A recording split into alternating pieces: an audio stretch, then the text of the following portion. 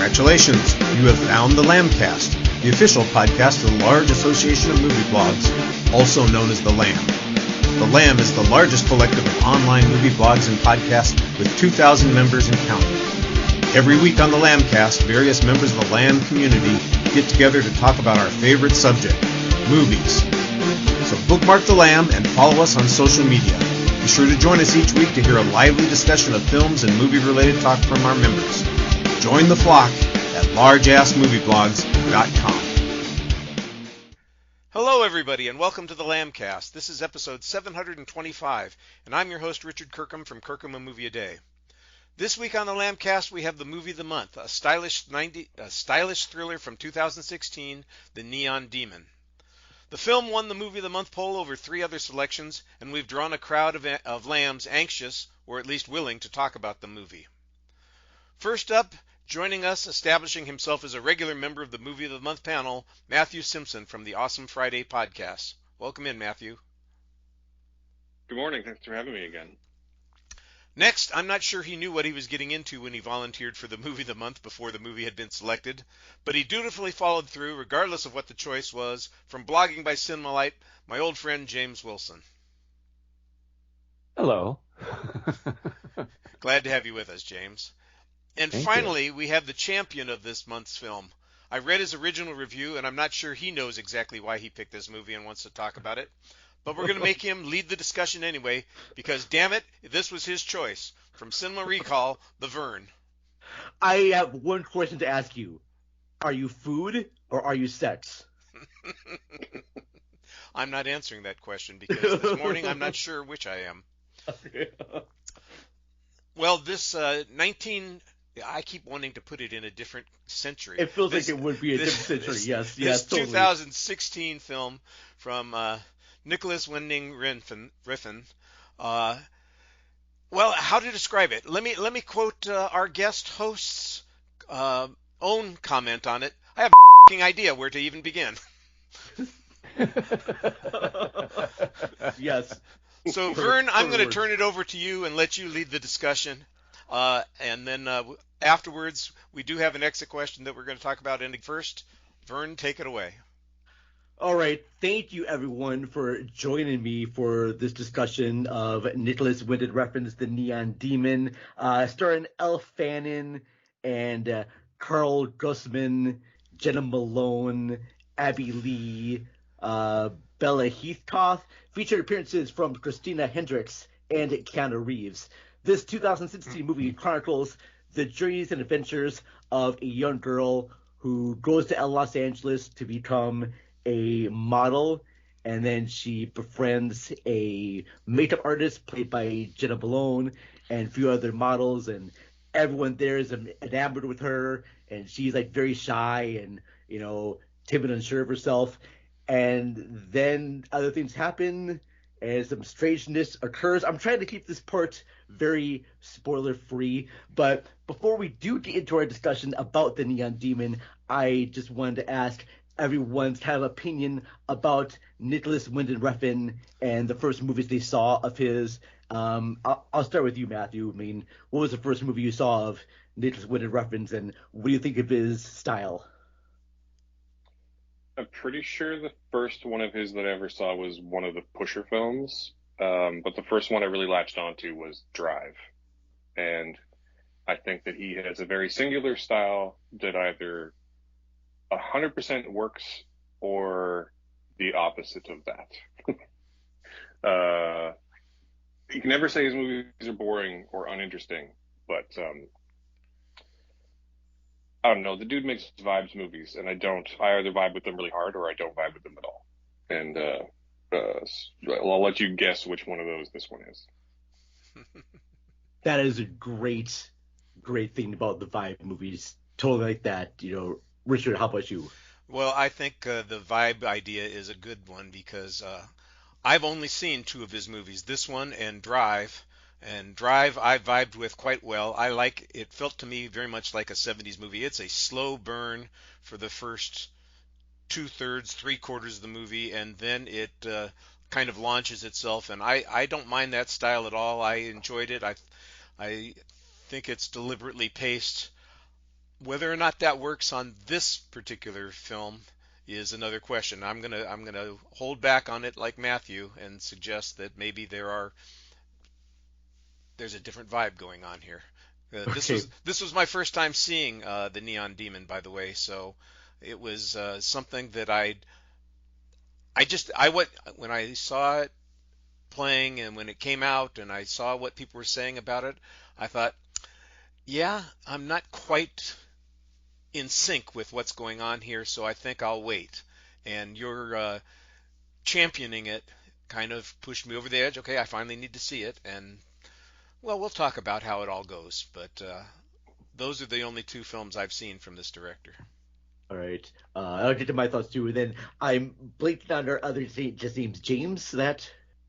The first movie I saw of his was Drive, but it turns out I have seen something that he directed earlier. He had directed a couple of early Miss Marple TV shows for British TV. And the less said, the better. All right. Now, all right. I think I had said everyone there. If I missed someone, apologize. The first movie I ever saw of his was Bronson, starring Tom Hardy, and that really got me interested in that filmmaker, mainly because of his use of songs. Then I saw the Drive movie and was really into that. Then he made a movie after that called Only God Forgives, also starring Ryan Gosling. And if you see Only God Forgives and the Neon Demon, they have a lot of similar styles to it. They almost seem like to be sister movies in a way of each other, just the way he uses the colors and the music, everything too. Yeah, I saw this movie in theaters, and I was absolutely kind of in love with this movie from the first frame. It almost feels like a modern giallo. It is like a techno version of All About Eve. It's just has like these wonderful.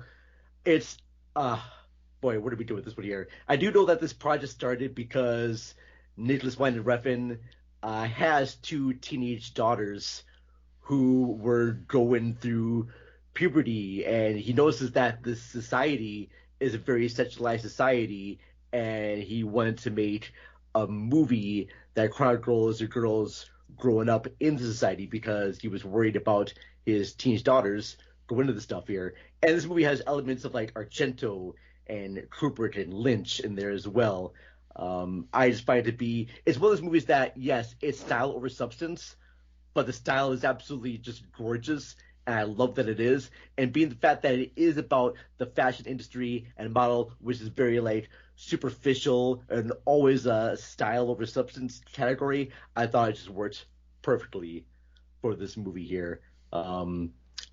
Just let's kind of get into people's thoughts just generally about the movie. I mean, from the opening frame, which kind of does sort of like foreshadows what happens in the end of the movie there. I just want to just get people's like general opinions about what they're watching. If I could like be in your homes with you watching this movie and watch your reactions to certain scenes, I would just be loving that. Richard, I'll start with you. What's your kind of general? Well, I thank you for starting with me because as you were talking about it, I thought immediately of what my impression of it was.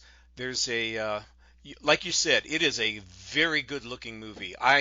The imagery is startling. It's the compositions of some of these sequences, especially the ones that are supposed to be modeling scenarios, I think are elegant and elaborate. It looks like a beautifully made 90-minute perfume commercial.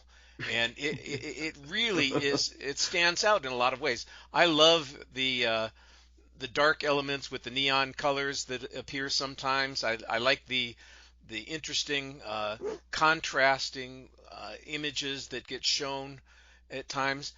But there's a quote in the movie at one point that I completely disagree with, and that's probably the way I fit into the way of looking at this movie. One of the photographers, one of actually the designers who chooses our lead actress as his runway model, has a conversation with her at one point, and he says, "Beauty is everything." And if you believe that beauty is everything, you're going to love this movie. I don't believe that. I think that beauty is great. It's important, and I don't want to discount it, but it's not everything. And as a consequence, I'm not really a big fan of this film. It's not that I was disappointed in it, but it's just not something that, like we talked about, vibes with me. I think it takes a long time getting to where it's going. There's a weird vibe, like we talked about throughout the whole movie, with the characters, even before things turn as dark as they do.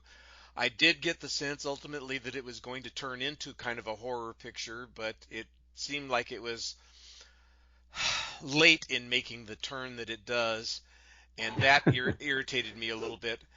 And I just, we got to be careful about the spoiler thing. Let me just say that the fact that a person consuming an eyeball that has been vomited out by another person is not the most disgusting thing in the movie tells you that there are things about this that are a little bit problematic for a lot of people.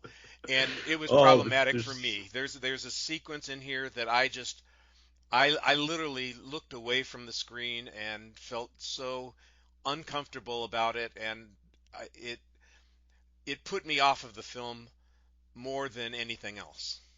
And you guys know what it is, so we'll just talk about that when we get there. We'll get to that later, yes. Yeah. I understand completely. Gorgeous sequence right there. It's funny that you mentioned about like the colors and everything being shot well, because Nicolas Winding Refn himself is colorblind, so he's not able to. Yeah, I thought that was an interesting little note. I was kind of fun, and I wish we could have like a woman on this panel to discuss this movie, because this movie, even though he came up with even though Nicolas Winding Refn came up with a story for this, he did hire two women playwrights, to write the dialogue for the women in this, and he hired a female cinematographer to shoot it, and it does feature a mostly all female cast. And like I said before, he's a father of two teenage daughters. And he wanted to create a story just that he wanted to find the 16-year-old in him to write the story about. And I found that to be kind of fascinating as a guy who's a father, and also kind of fascinating, too, the fact that Ella Fannin went from 16 to 18 when making this movie. So she was kind of going through her own, premature. She's, she's growing up, pubescent style right there. I'll go to you, Matthew. I'm going all over the place here, folks. I apologize. Let's talk to you about what did you think about the general style and the general thoughts about the movie when you're watching it. This is your first, yes. So I did see this originally when it came out in 2016, and I rewatched it yesterday. And the best way to describe this movie would be that I can't tell if it's beautiful but also repulsive, or repulsive but also beautiful. I love that. Because it's definitely all of those things all at once. And I don't really vibe with it, but it's like a train wreck. I can't look away from it either because it's so strikingly and beautifully shot. I think that the sort of satire it's going for is too on the nose to work as satire, and too over the top to work as satire. Like it misses the balance. But again, it's so visually striking, it's hard to look away from. I was just looking over the notes I was taking while I was watching it yesterday, and they include such things as he put his initials in the title card, lol. Natasha Breyer should be working more. This is either entirely too on the nose or too far removed from actual human behavior to be relatable. Even the end credits are gorgeous. Why is there a Triforce? There's just so much going on in this movie visually that I can't quite put it together, but I find the actual content of the film pretty repulsive. Okay, fair enough there. And then James, I hope I have this right there. What's your thoughts about the movie? I despise this movie with the searing heat of 1,000 suns. Right.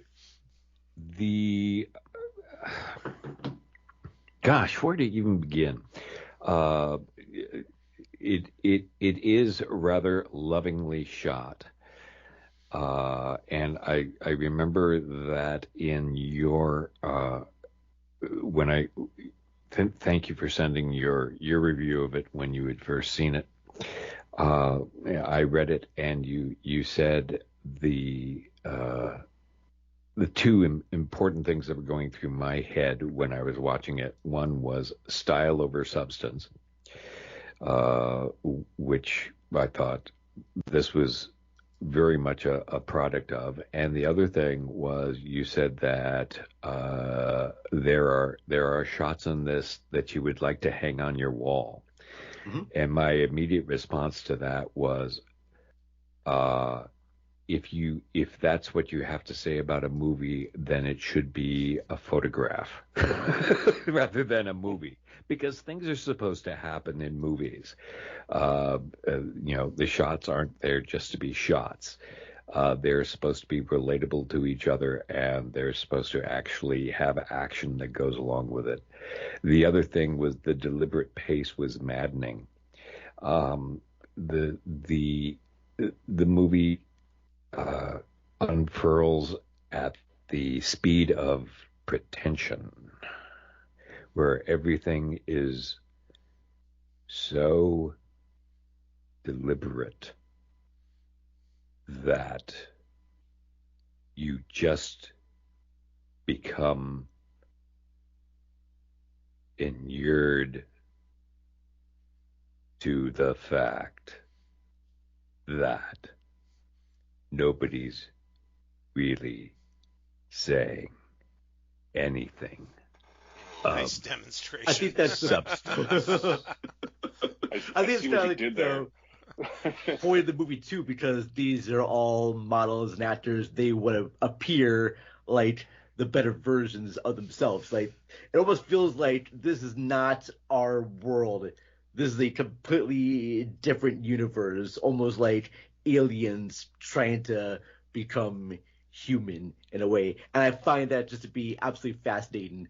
This has a lot of the same type of like line delivery as you would see in some Lynch movies. I mean, I'm watching Twin Peaks right now, and the way that characters interact with each other feels just very much like a soap opera. And I can kind of say the same thing about the acting in this. It feels like very over dramatic sometimes and very stilted. Like, everyone in this movie is sort of afraid to kind of show emotion in a way. The only character that does kind of show any like emotions is probably Keanu Reeves as the weird, creepy, almost like pedophile manager of the hotel room there. So yeah, I totally agree with everyone saying that this is a vibe movie.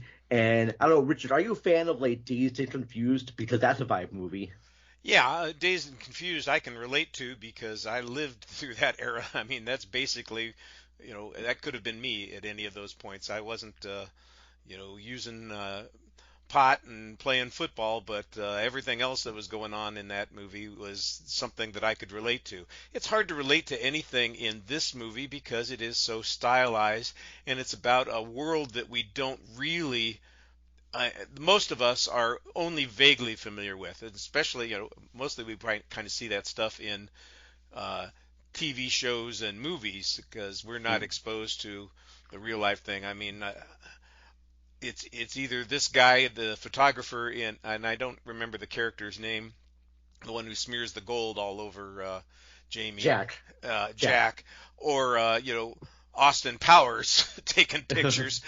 Those are the kinds of extreme versions of what we see of the fashion photography industry, and it just really seems like it's so and separate from everyday life, which is why I think the soap opera comparison is a little problematic. Look, one of the reasons soap operas can be so deliberate, it was because they were doing an hour every day, 5 days a week, and the show goes on for years and years and years. This is a 2-hour movie, and making it feel like it's going to go on for years and years and years, I think, is a little counterproductive. And, it's important to note too, Richard, now, not all of us are models. Well, maybe Matthew is, but we're not all models right here. And we're also not women. Right. And so the experiences that the women go through with this is not something that we would ever go through at all. It's also kind of a story about maybe like the loss of innocence, because when Jessie, Elle Fannon's character, comes in, she's very like naive and doesn't really know a lot of things. Although she says she does, but I think secretly she kind of does. And then as the movie progresses, she becomes a little bit more confident to the point where she does become narcissist. I mean, this movie even the director says that this is about narcissism. I mean, he had a conversation with Elle Fanning before they shot this, and he says to her, "Do you think you're beautiful?" And she says, "Yes, I do." And he's like, "Yes, we're going to make a movie all about this, where narcissism is going to be the key thing here." And yeah, I don't know why I vibe with this, because I saw it in a theater, and I don't know, I like watching people get uncomfortable during movies. I went to see Blue is the Warmest Color with a bunch of like senior citizens, and watching that movie with them was great. And I had the same reaction, like that one sequence where you turn away from the camera, a lot of people got up and left the theater. So yeah, I totally get why people don't like this movie. I'm just a big fan of the style of it, and if I think this movie probably would work better in an art museum. This is not going to be for everyone's taste, but I do agree that if you're a fan of like Suspiria, the original Argento Suspiria, maybe even like The Red Shoes, or Umbrellas of Cherbourg, movies that have like a lot of like vibrant colors in there, I think you'll just really enjoy this. I get elements of like Kubrick and Godard in this movie as well. Yeah. What do you think about? I'll ask you, Matthew, because I said this was like sort of like a techno, all about Eve. Do you agree with that? I think a better comparison might be Mean Girls. Okay. I think you're gonna say Showgirls, but there's an in clique, and they're sort of roasting this new girl, and yeah, I think that's a better comparison. And it's like, a neon drenched, blood soaked version of Mean Girls. But again, I would argue with less substance than Mean Girls, and trying to say something totally different than that movie ever did. I don't know. I'm having a hard time. I was looking forward to this episode because I was looking forward to talking through how I felt about it. But like, the more I talk about it, the more conflicted I get about it. So it's, well, this is exactly the kind of show that the Vern was looking for. Yes. One where we're all uncomfortable and conflicted and feeling awkward about expressing. Although James has no problem expressing himself on this one. I like that. I do actually agree. I do kind of wish there was a woman here with us, because like I have just so many questions that I feel like I can't, and we probably can't answer. So exactly. But like, yeah, it's definitely like, I'm just gonna stick to my thesis. It's a vibes movie, and you're either gonna vibe with it or not. Vibe with it, and I don't. That's fair. Now, okay, because you saw this in theaters too, right? Is that right, Matthew? Yeah, back when it was new. Okay, did you? Because I saw this at like a pretty popular AMC theaters, and it was an opening weekend that I saw it, and there's a good group of people there. Did you get the vibe of people watching it, the movie? Like, did you watch people when you watch movies? Like, did you? Yeah, I mean, I do. I usually sit a little bit further back because I'm pretty tall, and so I get a pretty good view of the people in front of me. And yeah, there's definitely, you can sort of tell. The main theater I go to is stadium seating, so it's quite like a steep incline, so it's hard to see like people's faces, but you can sort of tell when people are, much like I was both time I watched this, deeply uncomfortable, but also like completely like captured by the movie. Like, it's a very weird dichotomy in that it's like people were very clearly not necessarily enjoying what they were watching, but unable to look away in the moment, except for I do remember at least one person just got up and left at a certain point. The first time I watched it. That's probably Richard. No. If I had been in a theater, I might have stepped out for a few minutes. I probably would have come back in after a while, because I hate the idea of walking out on a movie. But there's always a first time. That's fair. Guys, there was a thought in my head, and I just kind of like lost it while you were talking about the movie, just watch it in theaters. Yes. So this movie came So I know Drive was in theaters, and a lot of people saw Drive. Drive got a lot of like critical praise, and I think some audiences love that movie too. The next movie he made, Only God Forgives, wasn't released wide in theaters, so not many people saw that movie. And so he goes from Drive to the Neon Demon, and that's a big shift. Because if you watch Drive, you're thinking, oh, wow, I like Drive very much. Got to be a lot of action in this. It does go slow, but there's some good action moments in this. And then you go from that to the Neon Demon. It's a complete different shift. I mean, they're both from the same director, and you can tell they're both from the same director. But being the fact that not a lot of people got to see Only God Forgives, and if you saw that, you can sort of just see the style elements in the Neon Demon as well. So I want to know if people didn't see Only God Forgives, that may hinder their enjoyment of the Neon Demon. Because I was not a fan of Only God Forgives, but Only God Forgives is really highly stylized, like even more so than this. But I think the stylization works because he's doing a message about the fashion industry and about the style surface. I mean, there's that moment too where Elle's talking to Carl Grossman's character, and she says, "I've got no real talent. I can't write. I can't act. I can't sing, but I am pretty, and I can make money at being pretty." And if you look at it now with the popularity of like TikTok and Instagram and everything like that, models making OnlyFans pages, and yeah, you can make money very much at being pretty. You don't really as need long to have as you do any it by the talent. time you're 21. Yes, exactly. Yeah. Yes. Yes. Oh. I would say that, like, I sort of get what you're trying to go with this, the comparison with Only God Forgives, but I might actually argue that and I think this is true of most people, if your introduction to Refn was Drive, then I think maybe most of the rest of his films are going to feel a bit weird to you, because Drive is by far his most straightforward film. Yes. Like if you watch even just his English language output, like Bronson and Only God Forgives and this and Valhalla Rising are all super highly stylized, really weirdly experimental, big, like either super big or super subdued, but really intense performances, and all very much vibes movies. And whereas Drive can be pretty much sat through like a fairly like elevated, but still a fairly straightforward action movie. And I feel like, probably speaking, a lot of people were off put by, if they started with Drive, they're going to be put off by almost anything else they watch of his, at least in English. Yeah, that's fair. So, yeah.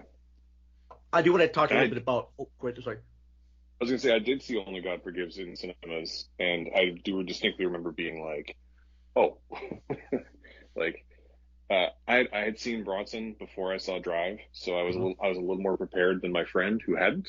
But like, Sure. yeah, I was definitely able to see in real time to like, oh, that was Drive was the outlier, not the standard, you know. Yeah, that's fair. I do want to know, and I'm going to talk to you, James, because I thank you so much for watching something that you didn't quite enjoy and being on here to discuss your feelings about it. I want to ask you a little bit about the actors in this and kind of get your thoughts about them as general. But I want to talk to you a little bit about like Ella Fannon's character and Keanu Reeves. Did you have any character in this or any actor you liked in this? You don't have to like their character, but did you like anyone's acting in this? Not particularly. Jenna Malone probably had the most to do as far as, you know, having a thought in their head besides themselves. Keanu Reeves came in, and that was a surprise, but this is one of those bad Keanu Reeves performances where he should just stand there, look pretty, and not talk. And the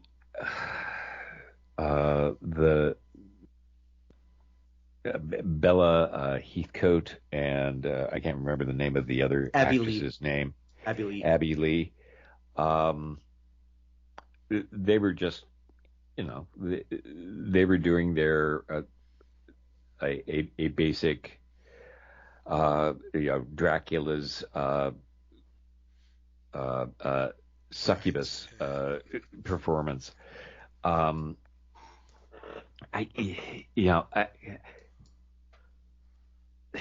a way, those were supposed to be the three sort of like sisters in Macbeth, who sort of like I guess tell our lead character what's gonna happen to them, especially in that sequence where they're at the nightclub and they say to her, "Are you food or are you sex?" And even when the character says the names of lipsticks and one of them mentions red rum, which is shout out to the Shining. So in the beginning scenes, even the begin opening shot, it does sort of like a preview of what's going to happen down the line with them. There's even a sequence in the middle of the movie where they're not quite sure about what to eat before they mention Jesse's name, and we'll get into that little spoiler later on there. I think you're giving that movie too much credit here.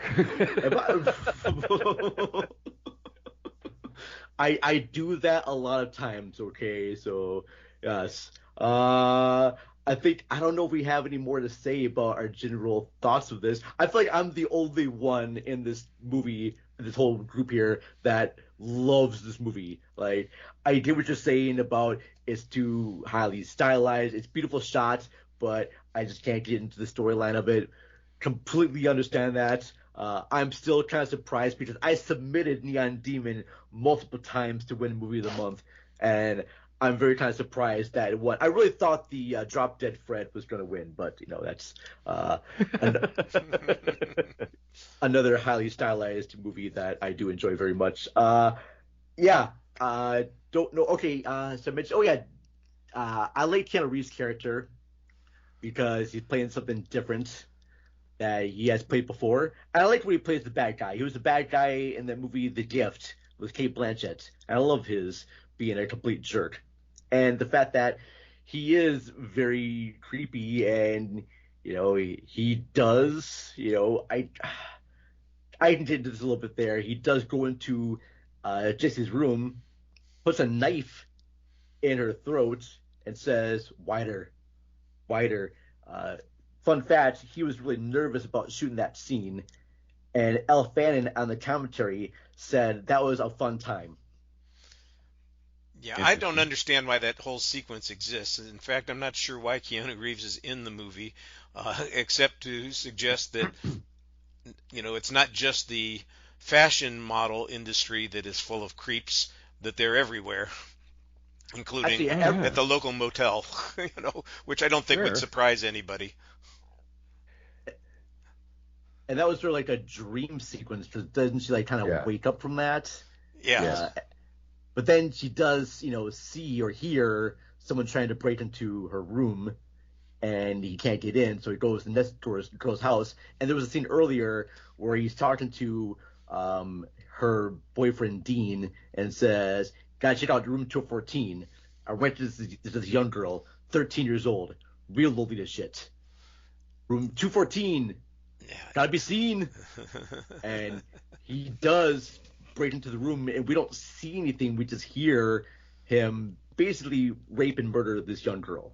And at least that's what our assumption is. And but like most people who have no human emotions or reactions, Jesse basically just leaves and doesn't really follow through on anything that might be going on in the very next room.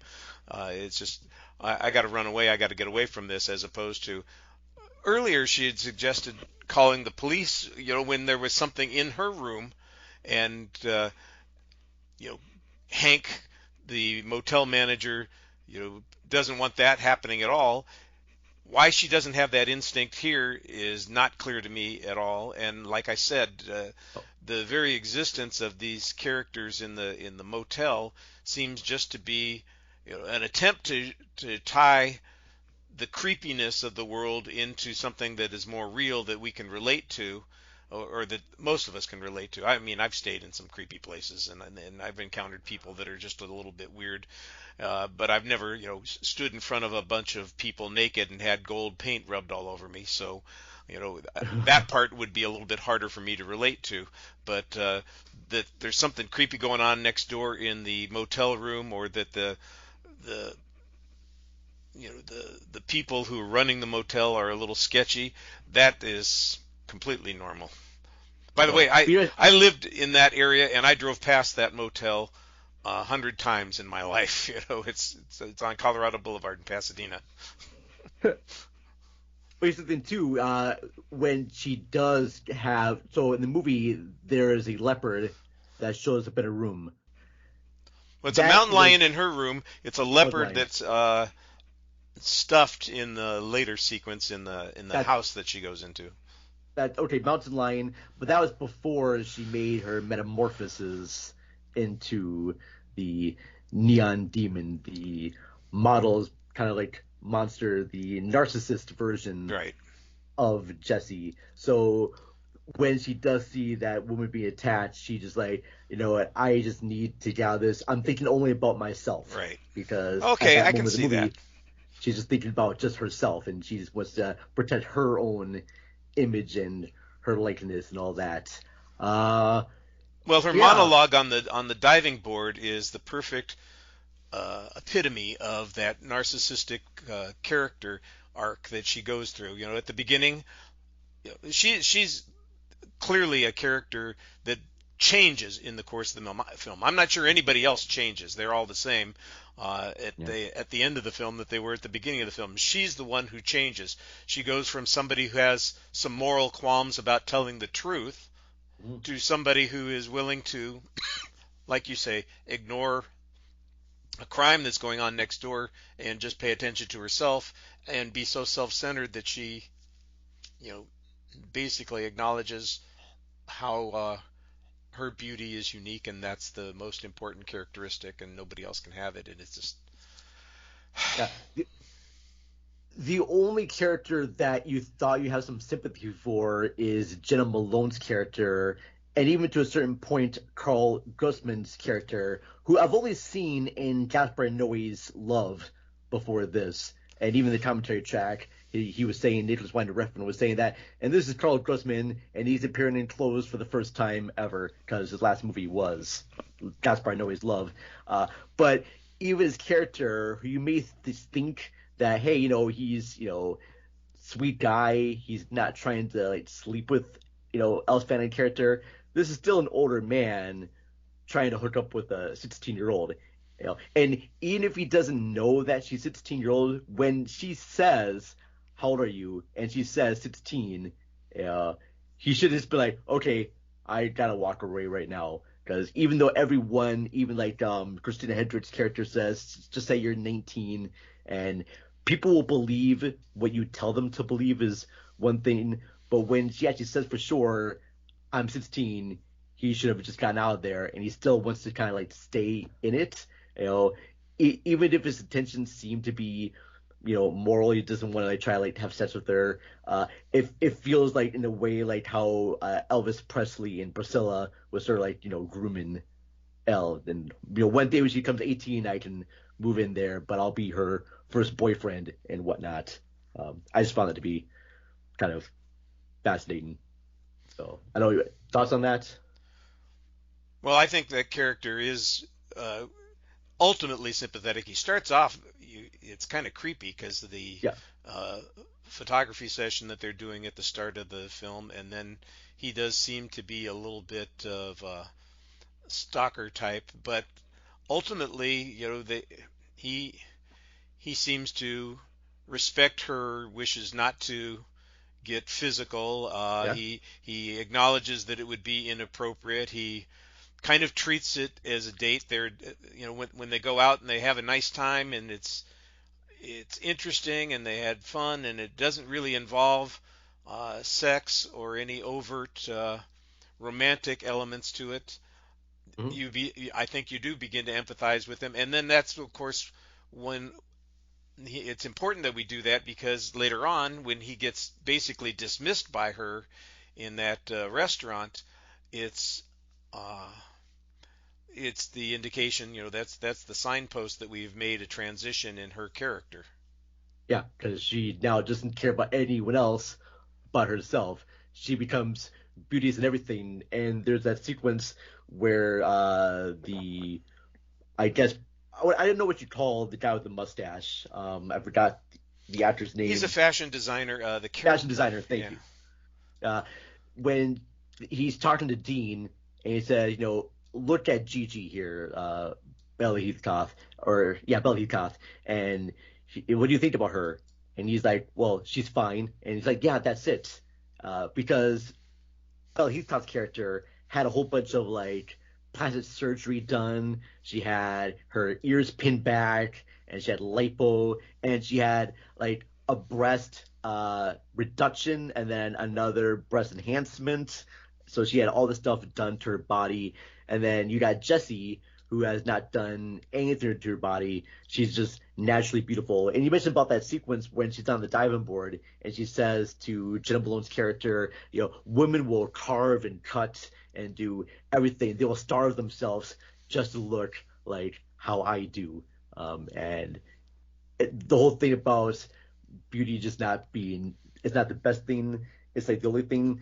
I do think that our culture does value beauty over a lot of things. And I think that was a message that Winding Refn was trying to say in this, is that, especially for young girls, because he was nervous as a father, that I don't want my daughters just to be known only for just their beauty. And he was just making that cautionary horror tale about what will happen if you become too narcissistic and how you praise yourself over what everyone else. And we kind of see that, especially what happens to Jessie later on in the movie. And I think we're at the part right now where we can close our general discussions. Am I right about that? Oh, I think so, for sure. Yeah. If we want to get into spoiler territory, this is perfectly fine. Okay. So after Jessie becomes the quote-unquote neon demon, and she has that element at the hotel where she gets scared, she goes to live with Jenna Malone's character. And while there, Jenna Malone has kind of had her eyes on Ella Fan's character throughout the whole movie. Ruby is her name. Ruby had her eyes on Jessie throughout the whole movie. Even at the beginning sequence, the first line of dialogue she says to her is, "Am I staring?" Because she had her eyes. She was probably more glued onto her more than Dean was. So Jessie goes to live with Ruby, and this is after she got attacked, and Ruby's brushing her hair, and she tries to make the move, tries to seduce her and grind on her, and Jessie just not having it all, pushes her off the bed, and Ruby just gets very mad and you turned on me, that's it. She draws that giant circle with the X in there. That's supposed to be almost a weird neon voodoo doll, whatnot. And then we get to the sequence, which was Richard's favorite sequence. Oh, Jesus. The moments in the morgue. That's right. Our dear Ruby is not only a fashion makeup artist for live people, she's also a makeup artist for dead people. And she has this young woman, dead woman, in the room, and it's clear she got rejected by Jessie. James, let's go to you, because we haven't heard from you in a while there, good sir. Great. I know you're looking forward to this. Thank you. Let's get into your thoughts about this Necrophilia? What's that? His thoughts on necrophilia? Yeah, that's what we're looking for. On the love of the dead, yes. Let's. Well, of course, it's significant that this is her second sequence in the morgue where she's making somebody up. Mm-hmm. The first woman isn't as attractive, but the second corpse is, and that's who she chooses to get herself off on. But the other major difference is that there was another person in the room in the earlier sequence. So she, okay. Even as I'm talking about it and trying to, rationalize things in this movie, I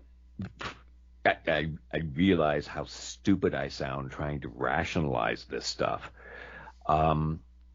Anyway, she's, she masturbates over the corpse, and then I can't.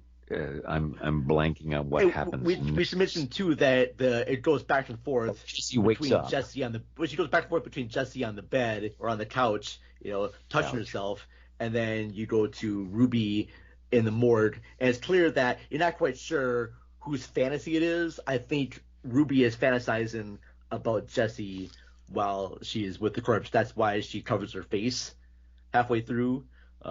Yes. Yeah, but I remember that makes sense. I do remember in theaters when that sequence happened, when she takes out the clothes, people were like, "Huh?" And then she starts kissing her, and then she has spit in her mouth to make her way, and I laughed out loud, and people turned at me like I was the weird one, which I'm like, okay, sure, fine. You were. Sorry. But I just and I've seen a movie from '96 called Kissed with Molly Parker, which is exactly about a necrophilia, but it's almost like if Disney made a movie about necrophilia, it would be Kissed. Because by the way, that's on their schedule right now, isn't it? Wasn't Corpse Variety a Disney movie?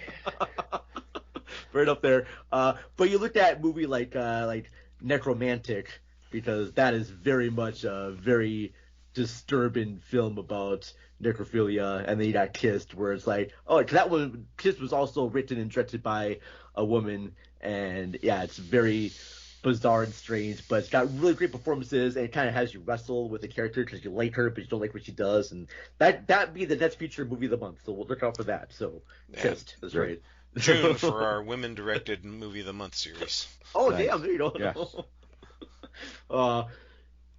I already know what Richard thought about that. My sequence is that this is where you know for sure that she becomes like a witch. Yeah, they witchy technicals to her. And then she actually gets born out there. We have that monologue sequence where she's on the diving board talking to Ruby.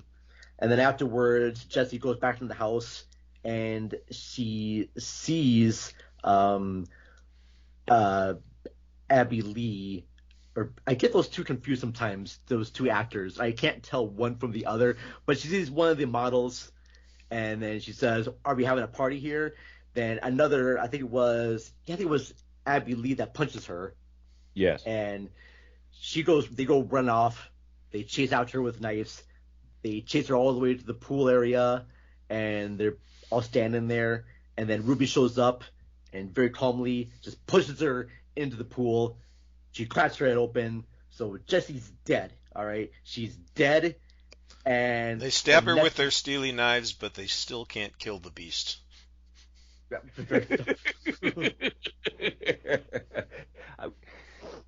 Be careful. I have to go to trial. Yeah, I may have to. I didn't take it from the original lyrics, We're referencing Hotel California for all those playing at home who aren't over 40. But she dies. She goes to the pool. She's dead. And the next sequence is we see Ruby in a bathtub full of blood on her. The two other models are in the shower washing off the blood. And I gotta say, for a small 16, 17-year-old girl, she has a lot of blood. All right, that is just a massive amount of blood to fill a bathtub. I'm not quite sure you can fill a bathtub with the body of a young girl. I'm not sure, but it's to represent that they have devoured her. and now these models are now getting jobs and everything too. Forgot to mention that. What did we?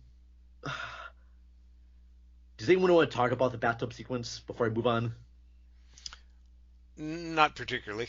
Okay, fair enough. All right. So, but there's one thing I want to ask you about because this thing is kind of confusing for me. So Ruby, after she has this done, she's watering the pool, cleaning off all the blood. She's laying on the grave site, smoking and reading.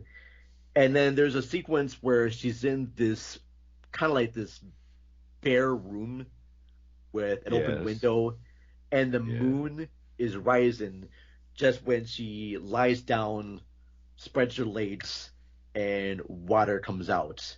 And I know that's supposed to represent childbirth. Was she given birth to a new being? What does that represent? I am not a woman. I have never been pregnant before. I don't know exactly what that means. I know there's some symbolism in this. There's like a lot of symbols in this, and I know if we had a woman on here, she'd be able to say, yes, that's the lunar cycle. That's where all women do this, and yeah.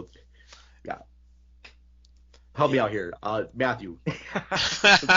Yeah. Thank you for calling on Matthew. I mean, hard pass. Okay. No, I mean, I don't know. My only two thoughts here, well, there's three thoughts. One is that the bathtub is full of water and blood, not just blood. And she expels blood from her genitals, not water. And I don't quite know how to process all. I think the end of the movie is a bit of a mess. So, but you understand my thoughts too. There has to be some sort of symbolism with that, with the moon and like the animals. There's like a lunar cycle, and women's period happens monthly too. And I'm like I said before, I mean it's all there. I just don't know. I don't know exactly what Refn is trying to do with this scene. I get a lot of it. I get the and the fact that they devour her. Yeah, like when they devour her, it's all about there's the jealous one and the vain one, and then you could argue that Jenna Malone represents more of the industry at large, and they literally consume her for her beauty. And I think it's like I said, I think earlier that it's all a bit too on the nose to work as satire. It doesn't strike the right balance to really work, and I feel like there's things he's going for that I can't really speak about with enough confidence to say out loud, but I don't think any of it really works anyway at this point in the film. And I don't, I mean, it's certainly a striking visual though. Again, it's a thing that I'm sure, if this was a video podcast, I would make a face to show you what my face looked like when I was watching this. Because I feel like it was, again, just going back to that kind of beautiful but also kind of repulsive all at once, and mostly repulsive because I just don't think what he's going for works, and I can't properly articulate what he's going for. Hey, if you send me a picture of that face that you made, I will put it in the YouTube version of our podcast. Nice. All right. If no one has anything else to say, we'll move on to the last sequence where our two models have now gone into doing a job at this pool. Jack is there shooting some sort of I don't know, I guess commercial for Ray-Ban sunglasses. I'm not entirely sure what they're shooting. The other models that they did hire gets fired, and she even says to one of the models earlier, did you ever have a woman screw you out of a job? And one of them says yes, and she goes, well, what did you do? I ate her. Ooh, gross. And not knowing that she actually did eat her. She's thinking that she destroyed her career for some reason. All right, so we have our two models. They're standing side to side with each other. One of them, I believe, was Bella Heathcote. She's the one that had the work done. Yes, when the work done, she starts to get really ill and not feeling so well, and she leaves the shoot. She gets it. She throws up the eyeball, and Abby Lee shows up, and Bella's like, I have to get her out of me. I have to, and she performs, I guess, a coup de grace, or what's, where she, the samurai thing. Little harikari. Harikari, thank you very much, where she... with a pair of scissors. Yeah. Very impressive, I gotta say, all right? It's not easy to do with a pair of scissors, all right? Yeah, she disembowels herself, and Bella Heath-Goth... No, sorry, yeah. Bella Heath-Goth, or Abby Lee. Yes. Sees the eyeball observing. that she throws up, and you see her face. She becomes very much, when she takes off those sunglasses and those eyes, and like, oh wow, you are completely plastic. Which, yes, you're totally right. This is a sort of a Mean Girls sort of ripoff in a way too. So I like that very much, because she takes off the sunglasses. She has like the stoic face in there. Takes the eyeball, eats it, yum yum yum, and then leaves to be in a perfume ad with music by Sia. The end.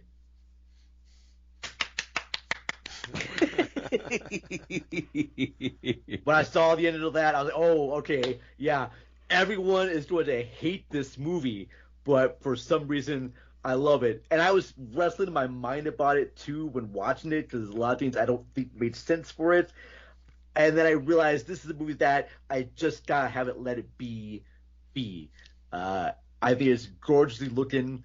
It doesn't have storyline to it. It's not a movie I can recommend really to everyone. It's a movie that I will show to friends to prove that you are still my friend after many years. I use it as a friendship test.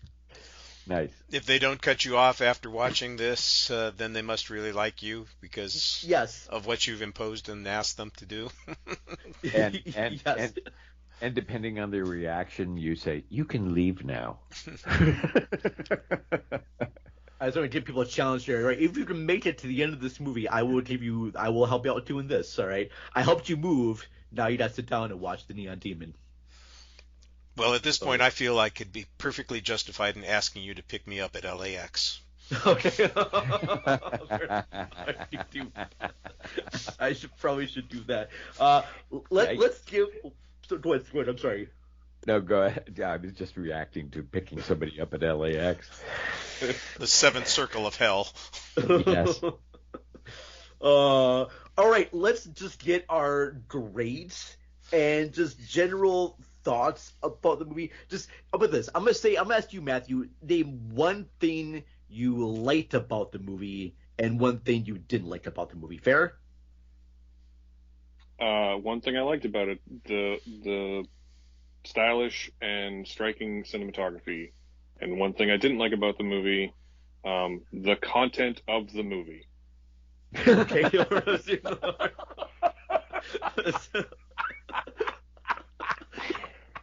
It's almost like saying, like, I like looking at the box art of the movie, but I don't like what's in the movie.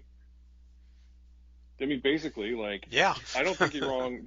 You said something earlier about, like, how a lot of the shots in the film, like, you could take a frame and put it on your wall. Yeah. And I think that, like, there's a lot of really striking visuals. I think it's gorgeously shot. I think Natasha Breyer should be working more than she is, because this film is absolutely gorgeous. And I think on a technical level, it's basically unimpeachable in that way. And I think that it is also utterly repulsive. But see, I gotta have those visuals with that score from Cliff Martinez, because that score adds to the music of it, and I can't just have just a photograph. I need to have the actual. I'm going to jump in for just a second. Martinez doesn't do any wrong. Like he's also the score is also great. The score felt to me like it was outtakes from Vangelis's Blade Runner score. It was just leftover bits and pieces. It fit with the theme of the movie, but it really didn't feel all that original to me. And it just felt warmed over, I think. But that's me. That was not the thing. Should be nominated for an Oscar. I mean, I wouldn't go that far. And I sort of get what you're saying, Richard, but I still think I think it fit the film really well. Yes, it did. But like I say, this is, again, like, in terms of, like, the filmmaking involved, I think this movie's great. And in terms of what the film is actually showing me and what it's trying to say, it's repulsive. Okay. So that's my review. What would you give a score out of this, out of 5? Shrug emoji. Okay, all right. Like, I think I ended up giving it like 3 out of 5 on Letterboxd, and that is because I don't think it's entirely without merit, and I do think the technical stuff is worth at least seeing. But like, I don't know, man. Like, I'm always on team see it for yourself, but this is definitely a see it for yourself movie. I have no idea who I would ever possibly recommend this film to, ever. Oh, well, shoot, because I just gave it to my mom to watch for her birthday, so I don't know if she's going to take it now. Wow, all right. That's Hope she doesn't have a weak heart. That is a capital C choice, sir. James, let's get to your thoughts. Give me one good thing you liked about the movie and one thing you didn't like about the movie. I like the occasional striking image, but as much as everybody says it was beautifully shot, there's an awful lot of murk in this movie. And, every so often, it's just a black screen. So, it depends on where you pick your frame. What I didn't like about the movie? Yes. Hello? The silences. All right, bravo. That was great. All right. Score you would give it?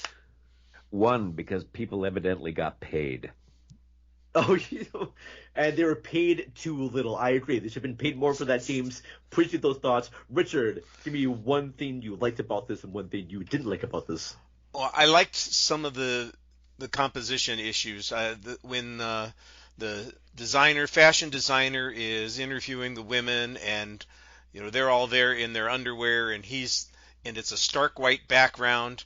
I thought, this is an interesting approach, and I can see why he's looking for some kind of minor detail that stands out on all of these people, and it gave me a little bit of a sense of how that industry might work. I like the visual of creepy photographer Jack rubbing gold on Jessie when she's in the dark and the makeup on, and I thought that was composed in an interesting way as well. So there are sequences that look striking and interesting, even though they aren't about anything.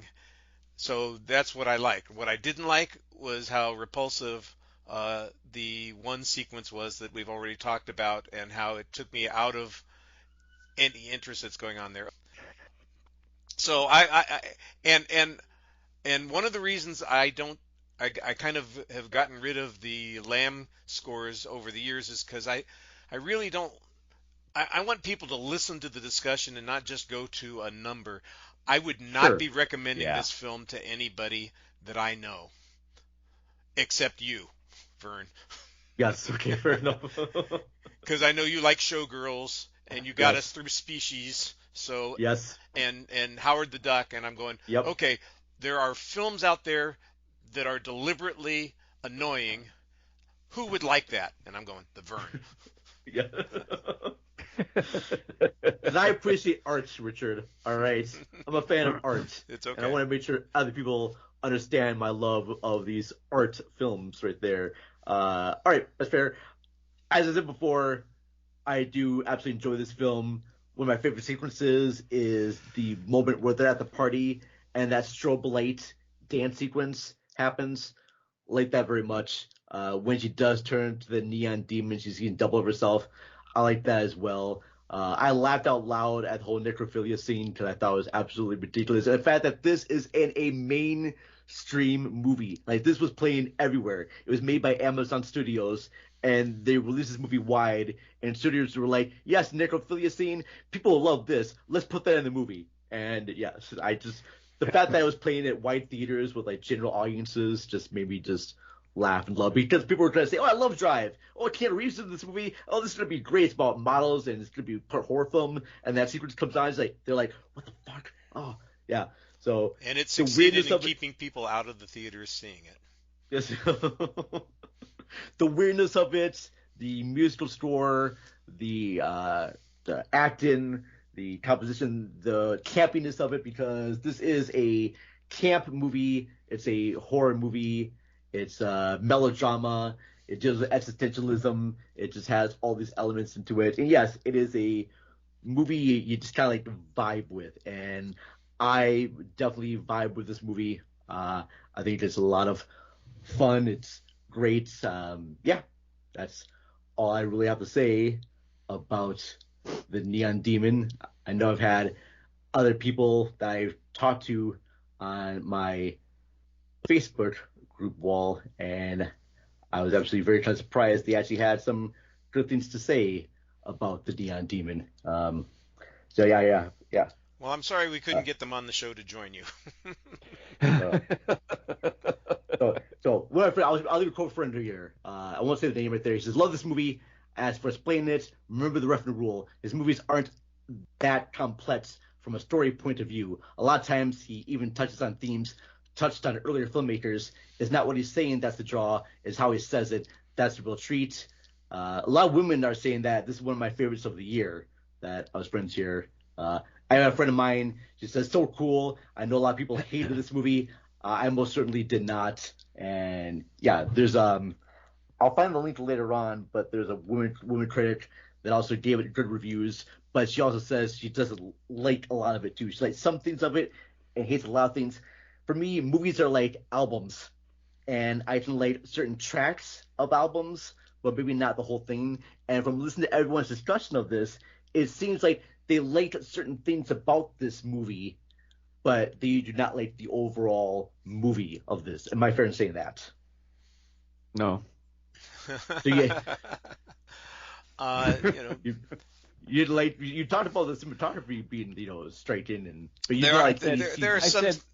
I said there are some striking images in it, but I think those are the highlights.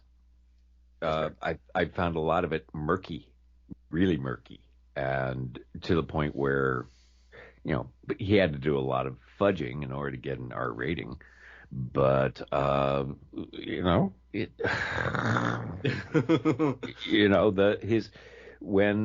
he had to use his contrast vision in order to get a good composition, then it looks very good. Fair enough there. All right, we're going to close out the discussion on the Neon Demon. Thank you, everyone here, for watching it. Thank you to everyone out there who voted for this movie. You are sick, twisted individuals like myself, and I love you dearly for doing so. Yes, I had no idea that there were many people like me that went to see this movie win and get discussed. So thank you to everyone out there that did. So, all right, we're going to take a quick... Go ahead. I want the names of those 6 people. I want to block them from my Facebook page. All right, we're going to take a quick break here, and when we come back, we're going to have our exit question of the week. Cinema Recall is available everywhere you find great podcasts. The hell was that? It's our voice promo guy. Follow them on Facebook and Instagram under Cinema Recall Podcast and on Twitter at Cinema_Recall. Vern, can we afford to have a voiceover guy? We can't afford not to. He used to be a voice guy for movie trailers, but now he just follows me around and gives me movie trailer narration. That's really sad. What? Now we're giving him purpose in life. He now has a reason to go on. Check out past episodes at cinemarecall.net.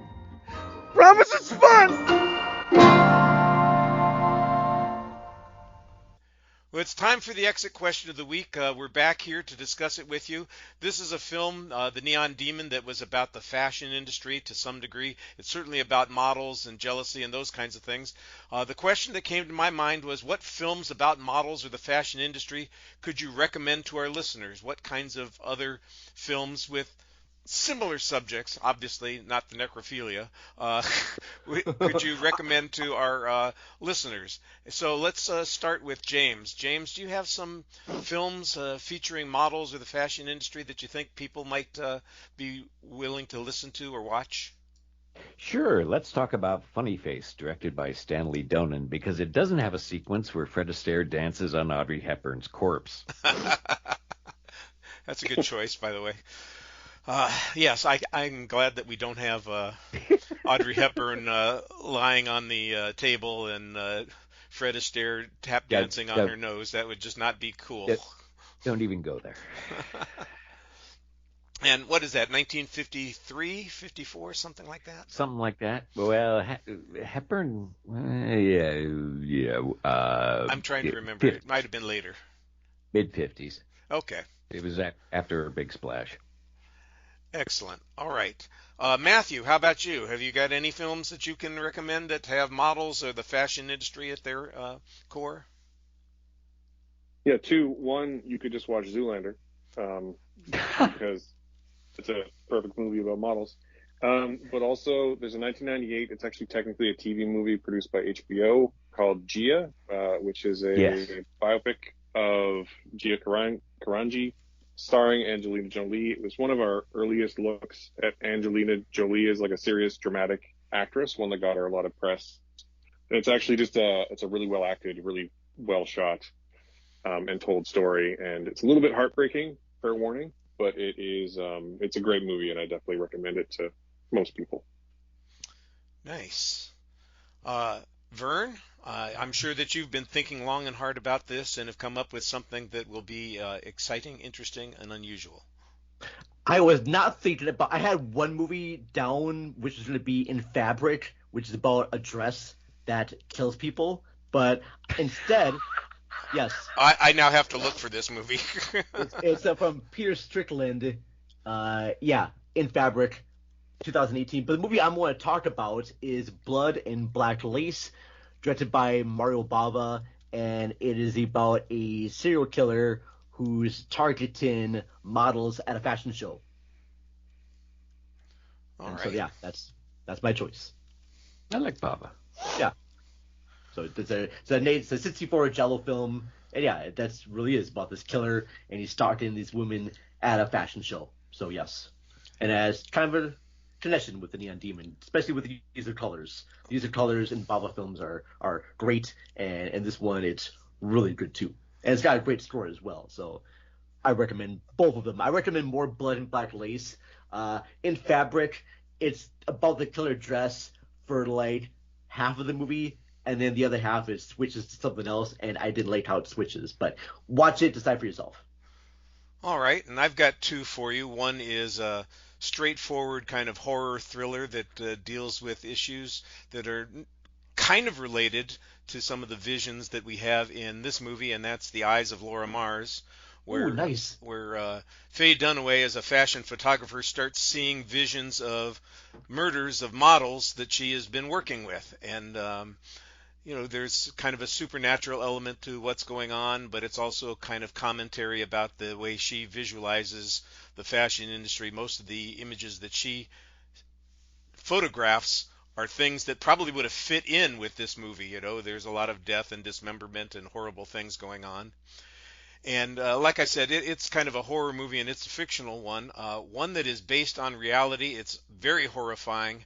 And it does kind of fit into these themes here, and it unfortunately has a similar kind of outcome, and that's Star 80 from Bob Fosse, which was about the life and death of Dorothy Stratton, the Playboy centerfold who became a cultural icon and was murdered by her husband who had jealousy and envy and career. He basically was trying to ride the vapors, so to speak, and do the same thing that the models in this film did, suck off of her fame and become somebody as a result, and it just didn't work out. And he doesn't vomit up any eyeballs. Instead, he kills the source of his celebrity power, whatever interest he has.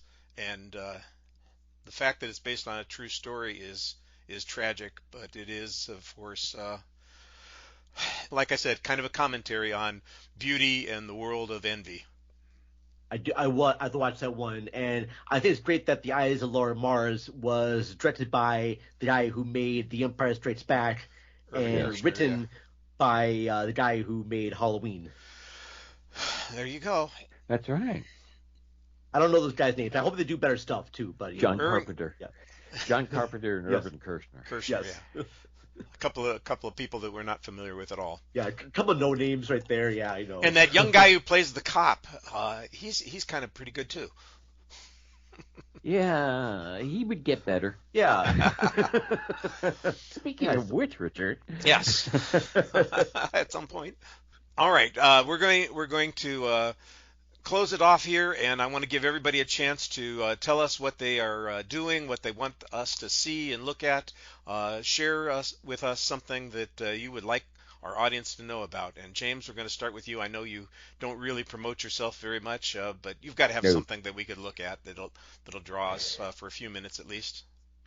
Yes, I've been releasing the Blogging by Cinema Light Index every week, and it should be completed by this Friday. All right, well, that's pretty good. Very cool. You'll have a link on the index on the site, right up in the upper right corner. Vern, you got something that you want us to turn our eyes and ears to? Yes, well, I'm doing our Yahoo for Yargos series over at Cinema Recall, looking at the films of Yargos Lanthimos. We just released our episode on Poor Things with Ryan Luis Rodriguez of One Track Mind, so check that out. We have The Favorite coming out soon with Jim of Film Rage. I'm going to be an upcoming guest on the Collateral Cinema podcast talking about Lost Highway, David Lynch's 1960 movie, which be you put it on a double feature everyone's... with this, it would be great. You could, yeah. Yes. So look for that, and I know there's other things right now that I just can't think off the top of my head right now. Oh, I'm going to be on Howard Kasner's podcast very soon. The his podcast, Pop Art, yes. And I totally forgot the movies that we're discussing with that, but. May, December, and another film he had me do, which I can't remember the name of it right now. But yeah, check out Pop Art, because I will be on that podcast coming out shortly, and a few other ones. Yeah, that's it right now. I'm sure I'll think of them. Follow me on social media, cinema_recall on Twitter and Instagram, and I'll post links to when those shows post along with this one here. All right, and I always share links to everybody's sites, so we'll make sure that those things come up. Matthew, did you have something that you would like people to look at and listen to? Yeah, you can always find me. We do I'm the host of the weekly podcast, the Awesome Friday podcast, where me and my podcasting co-host Simon review 2 new movies every month. You can find that anywhere you can find podcasts or at awesomefriday.ca. I also write freelance for a number of outlets, and you can find links to all my work, including this episode when it goes up at stretched.ca, which is my personal portfolio. And then last but not least, late 2023, myself and other Lambcast semi-regular, Thomas Stoneham Judge, another local critic here in Vancouver, co-founded together a new critics association called the Cascadia Film and Television Critics Association. And we've managed to pull in about 24 members, all within the Cascadia region of North America. So that's, very roughly speaking, British Columbia, Canada, and Washington and Oregon states in the U.S., with the intent of, furthering some unheard voices and also highlighting that region of the continent in terms of filmmaking. And it's been very exciting so far, and I'm very, very happy and very proud to be a part of that. And you can find that at cascadiacritics.com. Very nice. Very nice. On my site, as usual, I'm covering things. If I see it in a theater, you'll read about it on the site. I've also started a new project, Wallowing in Nostalgia. So if you haven't realized it yet, I'm a child of the 70s, and I'm afraid I'm full of all of those sexploitation films that came out in that era. And so my new project is titled Grindhouse Alley. I've only got one post up on it right now, but look for plenty to be coming in the near future. I'm going to do every, I tell you what, I got inspired by